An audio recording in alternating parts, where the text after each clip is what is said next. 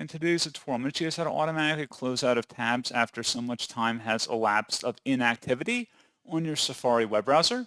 So this should hopefully be a pretty straightforward process, guys. And without further ado, let's go ahead and jump straight into it. So all you have to do is select the Safari button up in the menu bar and then go down and select Settings. And then you want to select the item that says Tabs up at the top here. And where it says Automatically Close Tabs, click the drop down and you want to select any option that doesn't say Manual. So either after 1 day, 1 week, or 1 month perhaps, and then just close out of here to save, and that's all you have to do. So pretty straightforward process, guys, and as always, thank you for watching. I do hope that was able to help you out, and I do look forward to catching you all in the next tutorial. Goodbye.